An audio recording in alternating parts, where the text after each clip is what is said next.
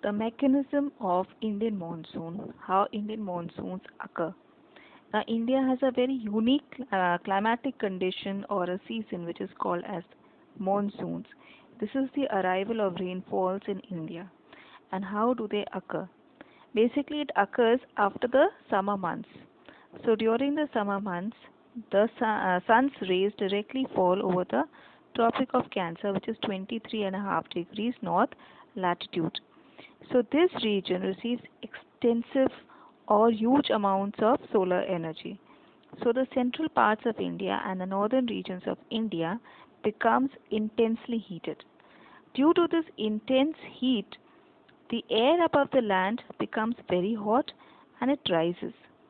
Because hot air is lighter, so it will rise and it does not exert too much pressure on the ground surface, as a result of which the air has got a low pressure. So what happens to the air which is above the Indian Ocean? Now Indian Ocean is a water body and water bodies are cooler in comparison to the land surface in the summer months.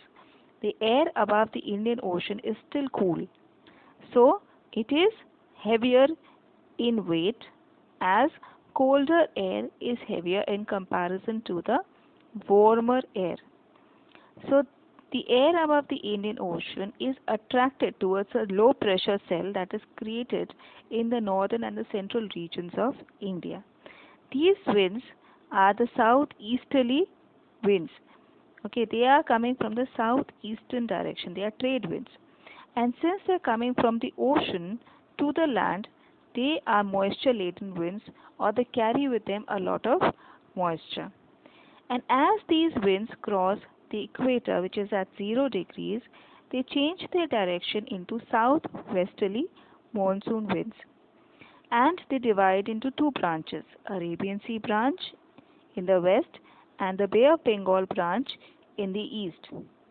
Now, Bay of Bengal branch enters India through Orissa, West Bengal, and also spread across Bangladesh, Arunachal Pradesh, and northeastern hills of India.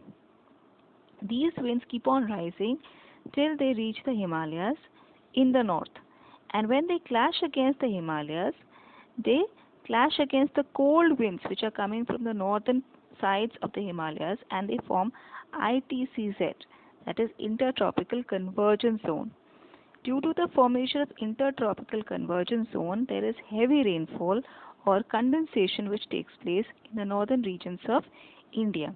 So these winds spread mostly in the northern parts of India, bringing heavy rainfall towards the northern and the central regions of India.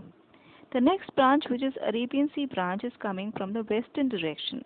So when they clash against the western Ghats, they bring heavy rainfall to the windward side of the western Ghats. So you can see there are cloud formation on the windward side or the sea facing lands of the western Ghats. And these winds keep on entering into India. When they reach Rajasthan region, there is Aravalli Hills in between. So they clash against the Aravalli Hills and they bring rainfall towards the windward side only, that is the central regions of India. When these winds reach Rajasthan and certain parts of Gujarat, which are basically dry, why? Because these winds, when they reach there, they have already shed their moisture, so they are basically dry winds. So the central region and the northern region and the westerly regions, the western regions basically receive maximum rainfall in India.